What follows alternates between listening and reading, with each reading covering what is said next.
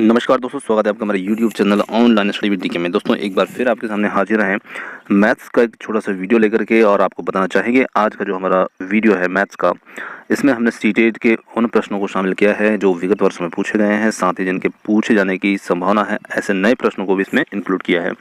तो आज का जो हमारा वीडियो है ये है सीटेट पेपर सेकंड, जो कि कक्षा 6 से 8 के लिए होता है। तो चलिए दोस्तों शुरू करते हैं। तो यहाँ आज का हमने टॉपिक जो चुना है, ये चुना है लघुत्तम समापवर्तक, महत्तम समापवर्तक और गुणनखंड से संबंधित प्रश्न आज आपको इसमें देखने मिलेंगे। तो हमने जो क्वेश्चन है ये एक टॉपिक वाइज ही सिलेक्ट किए हैं। तो जिस प्रकार के प्रश्न पूछे जाते हैं या जिनके पूछे जाने की संभावना होती है, ऐसे प्रश्नों को ही आज के वीडियो में हमने सिलेक्ट किया है। तो चलिए देखते हैं किस प्रकार के प्रश्न हैं आज के हमारे इस टॉपिक के अंदर। तो सबसे पहले यहाँ पर प्रश्न दिया है, संख्या 50 के सभी गुणनखंडों का योग है। देखिए स्टार्टिंग में कुछ क्वेश्चन हमने ऐसे लिए हैं जो कि आने की संभावना है, क्योंकि इनके बेस पर ही जो पुराने क्वेश्चन जो पूछे गए हैं तो इनमें सिर्फ संख्याएं चेंज हैं और क्वेश्चन को थोड़ा सा चेंज कर दिया है। बाकी इसी टाइप के क्वेश्चन जो हैं ये इस टॉपिक से पूछे गए हैं। तो ऐसे प्रश्नों को ही हमने सेलेक्ट किया है। चलिए देखते हैं यहाँ पर संख्या 50 के सभी गुणनखंडों का योग क्या है। तो देखिए यहाँ पर प्रश्न जो है सरल है, हमें देखना है कि गुणनखंड के का योग इसमें करना है। अब 50 के जितने गुणनखंड होते हैं तो हमें यहाँ पर 50 के गुणनखंड को देखना है। तो देखिए यहाँ मैं नीचे लिखता हूँ, सबसे पहला गुणनखंड होता है 1, इसी के साथ में 2। चलिए मैं यहाँ प्लस करता जाता हूँ ताकि हमें योग भी करना है। तो 1 + 2, 2 भी 50 का गुणनखंड है। इसी के साथ साथ 5, 5 भी है। इसी के साथ है 10 और 25 और 50। तो ये इसके गुणनखंड हो जाते हैं। अब इनका हमें योग कर लेना है। तो 50 में हम 25 जोड़ते हैं 75, और 75 में 10 जोड़ते हैं 85, 85 में 5 जोड़ेंगे 90, 90 और 2 92 और 1 93। तो यहाँ पर इनका योग जो बन रहा है वो बन रहा है 93। तो 93 इसका योग होगा। तो जो यहाँ ऑप्शन थर्ड के अंदर दिया है तो हमारा उत्तर हो यहाँ पर ऑप्शन थर्ड जो है हो जाएगा। चलिए अब अगला प्रश्न देखते हैं। ये भी गुणनखंड से संबंधित है पर थोड़ा सा डिफरेंट है। तो यहाँ पर पूछा है 48 के गुणनखंडों की संख्या क्या है। देखिए जब अलग अलग संख्याएं एक साथ दे दी जाती है और उनके गुणनखंड पूछते हैं तो उसका तरीका थोड़ा सा अलग होता है। यहाँ सिर्फ एक ही संख्या दी है, मैं 48, और इसके गुणनखंड की संख्या हमसे पूछ रहे हैं। तो चलिए इसके गुणनखंड को हम जनरली जो निकालते हैं उस प्रकार से हम निकाल लेते हैं। और इसके गुणनखंड यहाँ पर निकलेंगे 1, 2, 3, 4, 6, 8, 12, 16 और 24 और 48। देखिए ये इसके गुणनखंड हैं 1, 2, 3, 4, 6, 8, 12, 16, 24, 48। अब इनकी संख्या कितनी हो जाती है तो हम यहाँ इनको गिन लेते हैं। तो 1, 2, 3, 4, 5, 6, 7, 8, 9 और 10। तो इस प्रकार से हमारे पास में इसके 10 गुणनखंड हैं। तो इसकी गुणनखंडों की संख्या हो जाएगी ऑप्शन सेकेंड 10, यहाँ पर इसका उत्तर हो जाएगा। चलिए अगला प्रश्न देखते हैं। अगला प्रश्न है हमारा, एक स्टोर में 345 लीटर रम, 120 लीटर बियर और 225 लीटर विस्की है। तो पीपों का कौन सा सबसे बड़ा आकार होगा जिससे ये मापी जा सके। अब यहाँ जो हमारा प्रश्न है उसके अंदर 3 अलग अलग संख्याएं हैं। 345 लीटर रम, 120 लीटर बियर और 225 लीटर विस्की है। तो पीपों का सबसे बड़ा आकार यहाँ पर हमें देखना है जिससे ये मापी जा सके। तो देखिए यहाँ जो प्रश्न है इसमें हमने क्या करना है, सिर्फ इन तीनों संख्याओं का हमें HCF ज्ञात करना है।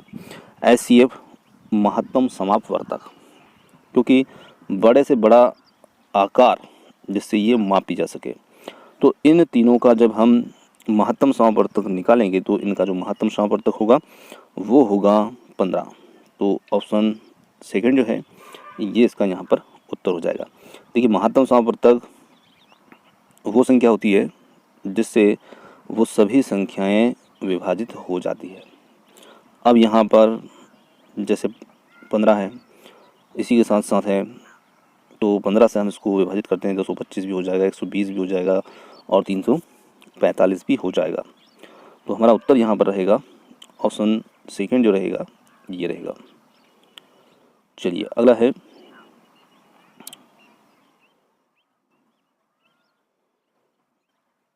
दो संख्याओं का महत्तम समापवर्तक 16 है जबकि उनका लघुत्तम समापवर्तक 160 है। उन दोनों संख्याओं में से एक संख्या 32 है तो दूसरी संख्या क्या है। अब देखिए इस प्रकार का जो प्रश्न होता है तो इस बहुत ही सरल होता है ये प्रश्न हल करना। देखिए महत्तम समापवर्तक दिया है और उनका लघुत्तम समापवर्तक दिया है, तो जब भी ऐसा प्रश्न आता है तो आपको महत्तम समापवर्तक और लघुत्तम समापवर्तक का आपस में गुणा कर लेना है। तो 160 का और 16 का हमें गुणा करना है, और क्योंकि इसका जो सूत्र होता है वो होता है एक संख्या, अब मैं शॉर्ट में लिख रहा हूँ, गुणे दूसरी संख्या और इसकी बराबर होता है लघुत्तम समापवर्तक गुणे महत्तम समापवर्तक। तो हम दोनों का गुणा करेंगे और एक संख्या जब दे रखी है और दूसरी ज्ञात करना है तो एक संख्या को हम इन दोनों के बटे में भेज देते हैं तो हमारी दूसरी संख्या ज्ञात हो जाती है। तो चलिए हम इसको प्रश्न को यहाँ पढ़ते हुए ही हल कर लेते हैं। जैसे कि यहाँ पर लघुत्तम समापवर्तक महत्तम समापवर्तक इंटू के बीच में हमने इंटू लगा लिया और इनके बटे में 32 जो है ये कर दिया। तो 16 से हमने 32 को काट दिया 2 बार और 2 से 160 को काट दिया 80 बार। तो हमारा उत्तर यहाँ पर निकल के आ गया ऑप्शन सेकंड जो रहेगा 80, ये हमारा यहाँ पर उत्तर हो जाएगा। चलिए अगला प्रश्न है,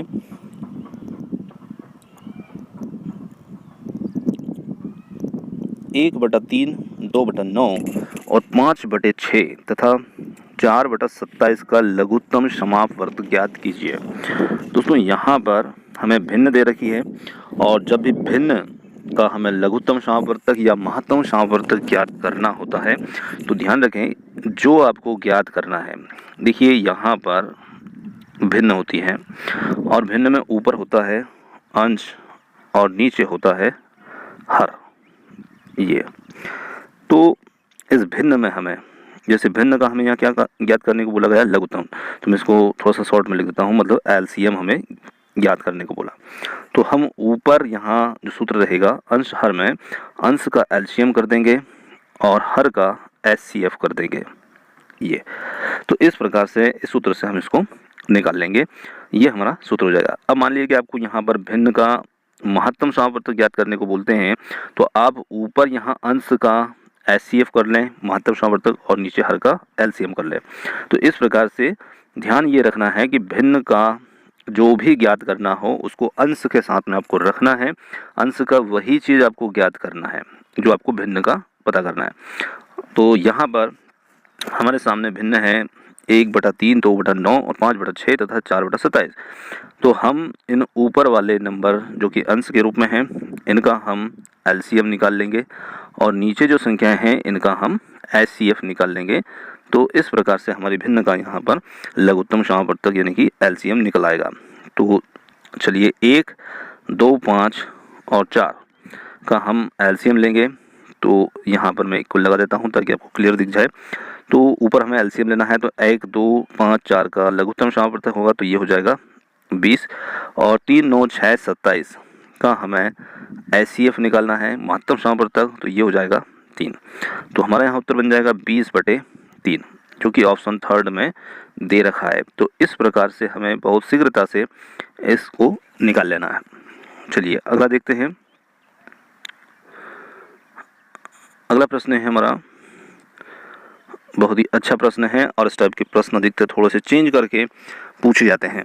तो काफ़ी सरल प्रश्न है, आप थोड़ा सा समझना और कमेंट करके जल्दी से आप उत्तर बताना यदि इसका उत्तर आप बता सकते हैं। तो 3 घंटियाँ एक साथ प्रातः 11 बजे बजती है, मतलब तीनों एक साथ 11 बजे बजती हैं।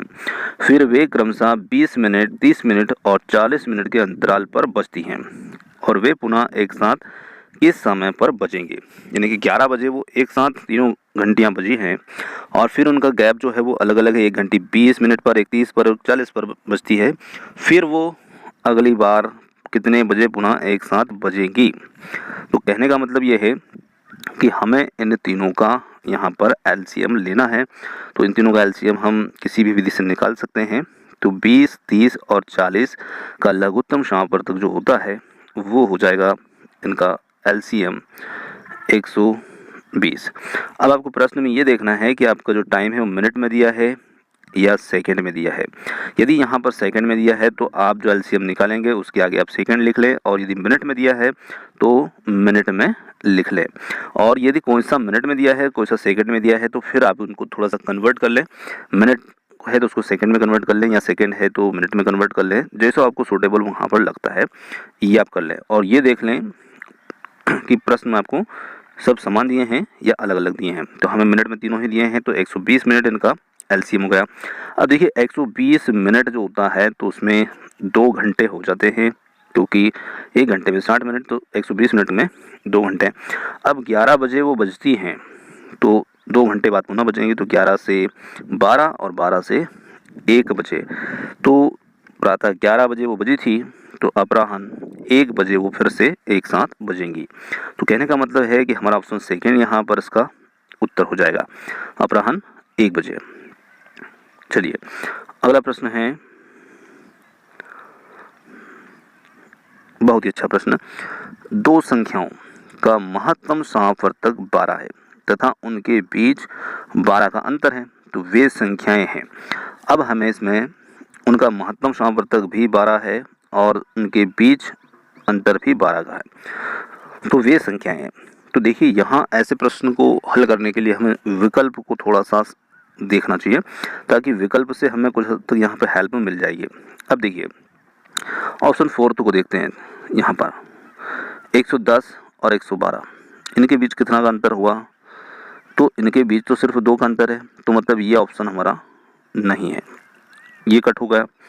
इसी के साथ ऑप्शन फर्स्ट को देखते हैं, 12 और 84, इनके बीच भी 12 का अंतर नहीं है, तो ये ऑप्शन भी कट हो गया। अब हमारे पास में ऑप्शन थर्ड है, तो ऑप्शन थर्ड से और ऑप्शन फोर्थ से हमें उत्तर को निकालना है। अब हम ऑप्शन थर्ड को देखते हैं, तो 76 है, तो 76 से हम 64 को माइनस करते हैं, तो 2 और 1, इसमें 12 का अंतर आ रहा है। 96, 84 इसके अंदर भी आ रहा है। अब हमें ये देखना है कि 2 संख्याओं का महत्तम समापवर्तक, तो ऐसी संख्याएं हमें वो देखना है, जैसे कि ये ऑप्शन सेकेंड, यहाँ पर 12 जो है इन संख्याओं का महत्तम समापवर्तक है, इसमें एक संख्या का है, एक का नहीं है, तो यहाँ ऑप्शन सेकंड जो रहेगा वो हमारा उत्तर हो जाएगा। तो ऐसे प्रश्न को कभी कभी हमें जो विकल्प की सहायता से हो सकते हैं हल, उन्हें भी हमें इस प्रकार से थोड़ा सा देख लेना चाहिए। तो यहाँ पर हमारा जो उत्तर रहेगा वो रहेगा ऑप्शन सेकंड, क्योंकि 84 और 96 का महत्तम समापवर्तक 12 हो जाएगा और दोनों संख्याओं का अंतर भी 12 हो जाएगा। चलिए अगला प्रश्न है, 2 संख्याओं का लघुत्तम समापवर्तक 495 तथा महत्तम समापवर्तक 5 है। यदि उन संख्याओं का योग 100 है तो अंतर क्या होगा। अब थोड़ा सा प्रश्न जो है वो जटिल है। अब देखिए यहाँ पर 2 संख्याएं हैं, पहला तो हमें उसमें पता नहीं कि वो संख्याएं कौन कौन सी है, तो 2 संख्याएं हम प्रश्न के अनुसार ही मान लेते हैं, जैसे कि उनका महत्तम समापवर्तक 5 है और लघुत्तम समापवर्तक 495 है। तो हमने देखा कि इनका एक सूत्र होता है, पहली संख्या गुणित दूसरी संख्या, और बराबर हम लिखते हैं लघुत्तम समापवर्तक गुणित महत्तम समापवर्तक, एलसीएम इंटू एचसीएफ। तो हमें पहली और दूसरी संख्या पता नहीं है, तो मान ली जाएगी हम ए और बी मान लेते हैं, और यहाँ इनका एलसीएम और एचसीएफ जो है इसको गुणा में कर देते हैं 495 गुणित 5। अब जो संख्या हमने मानी है इनके साथ भी हम 5 का गुणा कर लेते हैं, क्योंकि दोनों संख्याओं में हम यहाँ पर कर लेते हैं।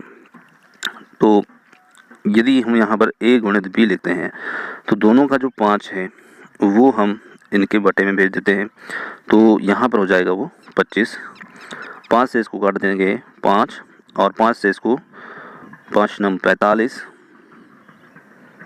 और 5 नम 45।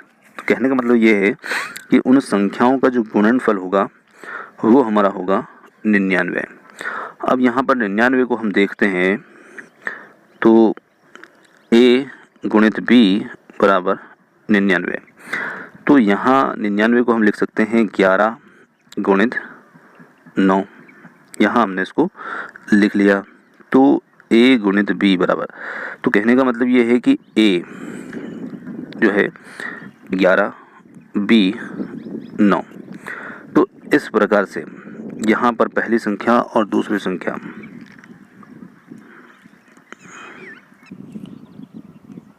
हमने मानी थी 5a, तो a का मान निकल करके हमें कितना आया 5 गुणित 11, तो कहने का मतलब है 55। तो हमारी जो संख्या a रहेगी वो निकल के आ जाएगी यहाँ पर 55, पहली संख्या। इसी के साथ में दूसरी संख्या हमने मानी थी 5b, और 5b तो 5 गुणित 9, कहने का मतलब है 45। तो एक संख्या हमें प्राप्त होगी 55, दूसरी होगी 45, और दोनों का योग कितना हो रहा है 100। अब हमें इनका अंतर देखना है, तो इनमें अंतर का मतलब कि कितने का अंतर है, तो इनमें सीधे सीधे 45 और 55 में 10 का अंतर होगा। तो यहाँ पर हमारा उत्तर जो रहेगा वो ऑप्शन फर्स्ट हो जाएगा। ये ऑप्शन फर्स्ट जो रहेगा ये हमारा उत्तर होगा। चलिए अगला प्रश्न है, दो अभाज्य संख्याओं x और y, जहाँ पर x is greater than y का लघुत्तम समापवर्तक 77 है, तब x और x माइनस y का मान है। तो दो संख्याएं हैं x और y, और जहाँ ये बताया गया है कि x जो है वो बड़ा होगा y से, और इनका लघुत्तम समापवर्तक 77 है, तो हमें वो संख्याएं निकालना है। तो देखिए इनका जो लघुत्तम समापवर्तक होता है LCM, तो LCM जो होता है वो दोनों संख्याओं का गुणनफल भी हो सकता है। तो हम x इंटू वाई कर लेते हैं, तो x इंटू वाई बराबर हमारे पास में 77 है। अब यहाँ 77 जो है, तो 77 को हम लिख सकते हैं 11 गुणित 7। तो यहाँ पर x और y, जहाँ x जो है y से बड़ा भी हो चुका है।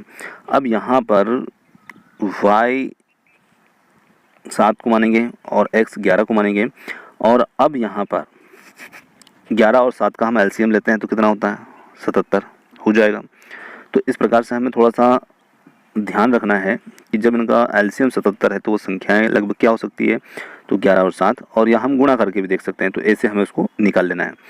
अब यहाँ पर हमसे पूछा कि इनका अंतर कितना है, तो 11 और 7 का अंतर कितना होता है, तो 11 माइनस 7 बराबर 4। तो यहाँ पर 4 जो रहेगा ये उत्तर हो जाएगा, जो कि दिया है ऑप्शन सेकेंड के अंदर। तो ये हमारा उत्तर हो गया। चलिए अगला प्रश्न देखते हैं।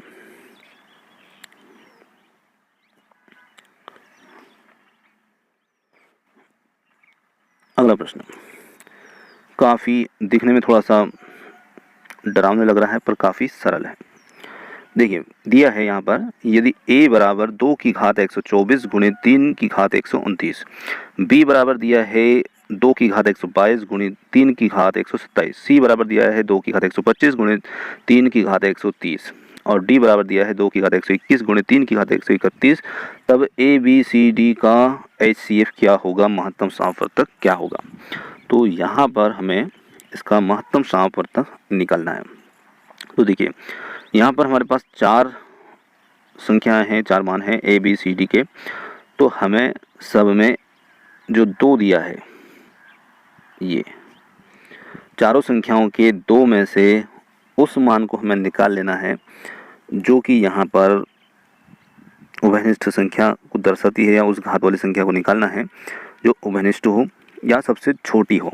तो देखिए यहाँ पर 121 है, 125 है, 122 है, 124 है, तो हम यहाँ पर 102 की घात 121 को निकाल लेते हैं, ये सबसे छोटी है, तो 2 की घात 121 ये निकाल लिया।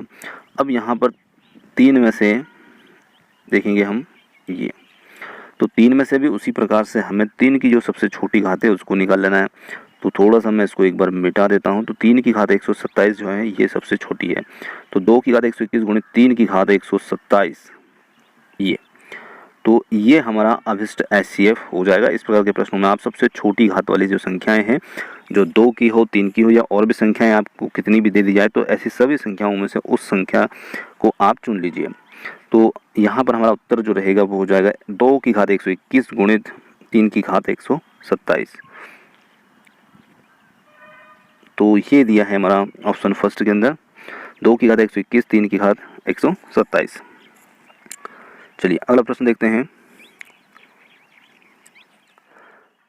अब दोस्तों इस टॉपिक से जो सीटेड एग्ज़ाम में पूछे गए प्रश्न हैं इनको देखते हैं कि किस प्रकार के प्रश्न इस टॉपिक से अभी तक एग्ज़ाम में पूछे गए हैं। चलिए पहला प्रश्न यहाँ पर है, वह छोटी से छोटी संख्या जो पूर्ण वर्ग हो और 10, 12, 15, 18 से विभाज्य हो। तो वो संख्या छोटी छोटी भी हो, पूर्ण वर्ग भी हो और इन सभी से विभाज्य भी हो। तो जब हमें इनसे उसको विभाज्य करना है तो हमें सीधे सीधे इनका जो है यहाँ पर एलसीएम निकाल लेना है। तो इनका जब हम एलसीएम निकालेंगे इस प्रकार से, तो इनका जो एलसीएम रहेगा वो हमें प्राप्त होगा 2 गुणित 2 गुणित 3 गुणित 3 गुणित 5। देखिए ये प्राप्त होगा। अब इसको हम गुणा करते हैं तो ये 15, 45, 90 और 90 दूनी 180। तो ये इनका एलसीएम आ गया 180। अब हमें इसको पूर्ण वर्ग बनाना है। तो इसको पूर्ण वर्ग बनाने के लिए हमें 180 के साथ 180 गुणित n कर देना है। तो n का मतलब यहाँ पर रहेगा कोई सी भी संख्या 1, 2, 3, 4 कुछ भी हो सकती है जिससे ये संख्या पूर्ण वर्ग में आ जाए। तो हम यहाँ पर इसमें गुणा कर देते हैं 180 में, इसके साथ n था तो उसकी जगह पे n की जगह हम 5 का गुणा कर देते हैं। तो ये बन जाएगा 900 और 900 जो है वो अपने आप में एक पूर्ण वर्ग संख्या है। और यहाँ पर विकल्प को देखकर भी हमें थोड़ी सी हिंट यहाँ पर मिल सकती है ऐसे प्रश्नों में। तो हमारा उत्तर जो रहेगा वो रहेगा ऑप्शन सेकेंड। तो ऑप्शन सेकेंड हमारा उत्तर हो जाएगा। चलिए अगला प्रश्न देखते हैं। अगला प्रश्न है संख्याओं 4, 20 और 28 के महत्तम समापवर्तक तथा लघुत्तम समापवर्तक का योगफल है। तो देखिए 4, 20 और 28 का हमें एचसीएफ निकालना है और एलसीएम निकालना है।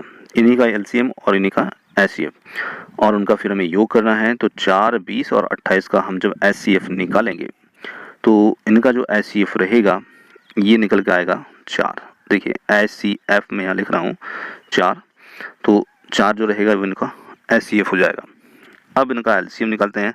तो इनका एलसीएम जो रहेगा 4, 20 और 28 का, तो ये हो जाएगा 140 और 140 और 4 को हम जोड़ देंगे तो ये बन जाएगा 144, 144। तो ऑप्शन सेकेंड जो रहेगा ये हमारा उत्तर हो जाएगा। चलिए अगला प्रश्न है दो संख्याओं का महत्तम समापवर्तक 28 है तथा उनका लघुत्तम समापवर्तक 336 है। यदि एक संख्या 112 है तो दूसरी संख्या होगी। तो देखिए एचसीएफ और एलसीएम का हमें गुणा करना है। तो यहाँ पर मैं नीचे लिखता हूँ इसको, थोड़ा सा आपको परेशानी ना हो। 28 गुणित 336। हमें प्रश्न को पढ़कर ही तुरंत ये समझ जाना है कि एचसीएफ और एलसीएम का गुणा करना है और एक संख्या को बटे में भेज देना है और दूसरी संख्या बराबरी पर ज्ञात हो जाएगी, उसको हम मान लेते हैं x। तो देखिए यहाँ 336 है और यहाँ 112 है तो 12 से 36 कट जाता है, उसी प्रकार 1 से 3 भी कट जाता है। तो ये 112 से 3 बार क्रॉस हो जाएगा। तो 3 का हम 28 में गुणा कर देंगे तो 3 8 24 का 4 हासिल 2 और 3 2 6 और 2 8 84। तो वो संख्या निकल के आ जाएगी ऑप्शन थर्ड जो है 84। ये हमारे यहाँ पर उत्तर हो गया। चलिए अगला प्रश्न देखते हैं। यदि हम किसी संख्या को संपूर्ण संख्या कहते हैं और यदि यह संख्या इसके सभी धनात्मक गुणनखंडों के संख्या को छोड़ करके के योग के बराबर हो, जैसे 28 एक संपूर्ण संख्या है तो यहाँ पर 28 के गुणनखंड जो हैं 1, 2, 4, 7, 14। अब इन सबको यदि हम जोड़ते हैं तो 14, 7, 21, 4, 25 और 3 28। तो यहाँ 28 को हमने छोड़ दिया है, 28 20 का गुणनखंड है पर उसको हमने नहीं जोड़ा है। तो इसे एक संपूर्ण संख्या कहा गया है। अब क्योंकि यहाँ पर 28 जो है इस प्रकार के निकल करके आ रहा है, तो निम्न में से कौन सी संख्या संपूर्ण संख्या है। देखिए शायद आपको प्रश्न पूरी तरह समझ ना आया हो। अब मैं आपको एक उदाहरण के माध्यम से इसको बता रहा हूँ। देखिए इनमें से हम कोई सी भी एक संख्या का चयन करते हैं। तो हम जब उस संख्या का चयन करते हैं तो जैसे मान लिया कि हमने 6 को चुना यहाँ पर, तो संपूर्ण संख्या क्या होती है। तो संपूर्ण संख्या जो होती है जब हम उसके गुणनखंड करते हैं तो उसके सभी गुणनखंडों का योग, सभी का योग जब उस संख्या से दुगना प्राप्त हो जाता है तो उस संख्या को हम एक संपूर्ण संख्या कहते हैं। अब देखिए 6 के गुणनखंड को देखते हैं तो 6 के गुणनखंड रहेंगे 1 और 2, इसी के साथ में 3 और 6 खुद भी, ये रहेगा। तो यहाँ पर देखते हैं तो इन सब का योग करके देखें, ये तो 6 3 9 और 2 11 और 1 12, इन सभी गुणनखंडों का योग कितना हो रहा है, उस संख्या से दुगना। पर जैसा प्रश्न में कहा था कि उस संख्या को छोड़ना है, अब यदि हम यहाँ पर 6 को अवॉइड कर देते हैं तो इनका योग कितना हो रहा है, 3 और 2 5 और 1 6। तो जैसा उसमें 28 को छोड़ दिया था उसी प्रकार से उसको संख्या को छोड़ करके बाकी अन्य गुणनखंडों का योग उस संख्या स्वयं के बराबर हो तो भी उसे संपूर्ण संख्या कहते हैं। और यदि उस संख्या को भी शामिल कर लिया जाए उसके गुणनखंडों में तो उसका योग उस संख्या से दुगना हो जाता है, तो उस संख्या को हम संपूर्ण संख्या कहते हैं। तो यहाँ पर हमारा जो उत्तर रहेगा वो रहेगा ऑप्शन सेकेंड। चलिए अगला प्रश्न, दो अभाज्य संख्याएं x और y, जहाँ x is greater than y, x y से बड़ा है, का लघुत्तम समापवर्तक 161 है। तो 3y माइनस x का मान हमें ज्ञात करना है। देखिए प्रश्न इस टाइप का पूछा गया है, तो हमने इसके पहले जो प्रश्न शामिल किए थे वो भी उसी आधार पर किए थे जिस प्रकार के प्रश्न इस टॉपिक से सीटेट एग्जाम में पूछे जाते हैं। तो चलिए अब इसको हल करते हैं। तो जिस प्रकार से हमने उस प्रश्न को हल किया था, दो संख्या हमने ली थी x और y, तो x गुणित y किया और बराबर उनका जो एलसीएम है वो रख दिया। अब उसके एलसीएम को हम ऐसी दो संख्याओं में तोड़ लेते हैं, जैसे कि यहाँ पर 161 दिया है, तो 161 को हम तोड़ते हैं 23 गुणित 7 में। देखिए 7 का हम 3 में गुणा करते हैं तो 21 हो जाएगा, 21 का 1 हासिल 2 और 7 दूने 14 और 14 और 2 16, ये तोड़ दिया। तो कहने का मतलब क्या है कि x यहाँ 23 है और y यहाँ पर 7 है। तो दो संख्याएं x और y ये हो गई। अब प्रश्न ने कहा था कि बड़ा किसको मानना है, x को, तो उस हिसाब से हम 23 को ही हमें x मानना पड़ेगा। हम 23 को y नहीं मान सकते क्योंकि y x से छोटा होगा। तो 23 हो गया, 7 हो गया। अब जो प्रश्न ने हमसे कहा है तो 3, ये इसका हमें मान निकालना है। तो y का मान हमने कितना माना है, निकल के आया है 7। तो 3 गुणित 7 माइनस x कितना माना हमने 21, तो यहाँ पर 23, ये 23, तो ये होगा 21 और माइनस 23, तो 23 में से हम 21 को घटाएंगे तो ये कितना आ जाएगा -2। तो यहाँ पर हमारा जो उत्तर रहेगा वो हो जाएगा -2, ये इसका मान। चलिए अगला प्रश्न है, फिर इस प्रकार का सवाल हम अभी देख चुके हैं और आप इसका उत्तर अभी सीख चुके हैं, तो आप कमेंट्स करके बताइए कौन सा इसका उत्तर होगा। काफ़ी सरल है। देखिए यहाँ पर हमें 3 संख्याएं दे दी है। a बराबर दिया है 3 गुण 3 की घात 129, 5 गुणित 5 की घात 128 और गुणित 7 की घात 22। इसी प्रकार से b 3 की घात 128 है, गुणित 5 की घात 129 है, 7 की घात 21 है, c इस प्रकार से दिया है, डी इस प्रकार से दिया। काफ़ी लंबा प्रश्न है। अब यहाँ पर ए बी सी डी का हमें HCF निकालना है। तो देखिए HCF इसका जो हमें निकालना है, तो हमने देखा संख्याएं कितनी भी दी जाए, उनकी घाती कितनी भी हो, तो हमें संख्याएं सभी कॉमन है। जैसे 3 है तो सब में 3 है, 5 है तो सभी के अंदर 5 है, और 7 है तो सभी में भी 7 है। तो यहाँ पर हमें उन संख्याओं को निकालना है जिनकी घात सबसे कम है। जैसे 3 है तो 3 की सबसे कम घात कौन सी हुई, तो यहाँ पर हम देखते हैं तो 3 की घात जो है 127, यहाँ पर भी है, यहाँ पर भी है, तो 3 की घात ये 127 निकल गई एक संख्या। अगली संख्या 5 की घात 128, 129, 129, 128 है, तो इसके अंदर हम ले लेते हैं 5 की घात 128, ये हो गई। और तीसरी संख्या 7 है, तो 7 की घात कौन सी चुनेंगे, तो 7 की घात 21, ये। तो इस प्रकार से हमारा जो उत्तर बनेगा वो 3 की घात 127 गुणित 5 की घात 128 और गुणित 7 की घात 21, और ये दिया है ऑप्शन सेकंड के अंदर। तो ये हमारा उत्तर हो जाएगा, ये। चलिए तो अगला प्रश्न दोस्तों, यहाँ पर 5 प्रश्न हमने इसमें पैडागोजी का शामिल कर लिए हैं ताकि आपको थोड़ी-सी बोरियत भी ज़्यादा महसूस ना हो और वीडियो भी ज़्यादा लंबा ना हो। तो अब हमने 5 प्रश्न इसमें ये सिलेक्ट कर लिए हैं। देखिए यहाँ पर पैडागोजी में पूछा है निम्न में से क्या गणित की प्रकृति है? तो यह अलंकारिक है, तार्किक है, कठिन है, ये सामान्य लोगों के लिए नहीं है। तो यहाँ हमारा उत्तर होगा यह तार्किक है। ऑप्शन सेकंड जो रहेगा ये हमारा उत्तर हो जाएगा। चलिए अगला प्रश्न है, गणित सभी विज्ञानों का सिंह द्वार व कुंजी है, यह कथन है। तो ये जो कथन है ये है ऑप्शन फर्स्ट बेकन का, और इनका पूरा नाम है रोजर बेकन। कभी कभी ये नाम आ जाता है तो आप ध्यान रखें, रोजर बेकन इनका पूरा नाम है, और इनके द्वारा ये कहा गया था कि गणित जो है वो सभी विज्ञानों की कुंजी है, सिंह द्वार है। चलिए अगला प्रश्न है, निम्नलिखित में से कौन सा संख्या की समझ का महत्वपूर्ण पहलू नहीं है? देखिए यहाँ पर संख्या की समझ का जो महत्वपूर्ण पहलू नहीं है वो यहाँ पर है ऑप्शन 4 संरक्षण।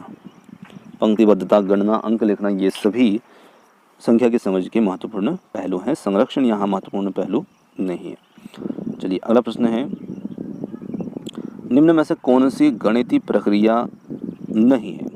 तो यहाँ पर ऑप्शन फर्स्ट जो है कंठस्थ करना, ये गणितीय प्रक्रिया नहीं है, क्योंकि गणितीय प्रक्रिया रटने को महत्व नहीं देती है, गणितीय प्रक्रिया समझ को महत्व देती है। तो आप जब किसी चीज़ की किसी सूत्र को समझ जाते हैं तो फिर आपको उस टाइप के सवालों को कभी भी रटना नहीं पड़ता है, क्योंकि आप अपनी समझ के अनुसार उनको हल कर लेते हैं। तो ये गणितीय प्रक्रिया में नहीं आता है। चलिए अगला प्रश्न है हमारा, अधिक गणित जानने की अपेक्षा यह जानना अधिक उपयोगी है कि गणितीकरण कैसे किया जाए, और यह कथन रिक्त स्थान के द्वारा दिया गया है। तो ये कथन दिया है ऑप्शन फर्स्ट डेविड हीलर के द्वारा। तो ये हमारा ऑप्शन फर्स्ट इसका उत्तर रहेगा। तो दोस्तों आज का जो हमारा टॉपिक था गुणनखंड और महत्तम समापवर्तक, लघुत्तम समापवर्तक और इससे संबंधित प्रश्न देखे हमने, और वीडियो आपको कैसा लगा कमेंट्स करके ज़रूर बताइएगा। और हम आपको टॉपिक वाइज पुराने प्रश्न प्लस उसी टाइप के नए प्रश्न आपके लिए लेकर जल्द ही हाजिर होंगे। और आपको यदि वीडियो पसंद आता है तो आप कमेंट्स ज़रूर करें, क्योंकि आपके एक कमेंट्स से हमें काफ़ी उत्साह मिलता है। तो उम्मीद करते हैं आपको वीडियो पसंद भी आया होगा, और यदि पसंद आता है तो वीडियो को लाइक, शेयर और चैनल को सब्सक्राइब करना ना भूलिएगा। तो चलिए आप हमारे साथ समय तक बने रहे, इसके लिए बहुत बहुत धन्यवाद। Thank you so much. मिलते हैं जल्दी ही।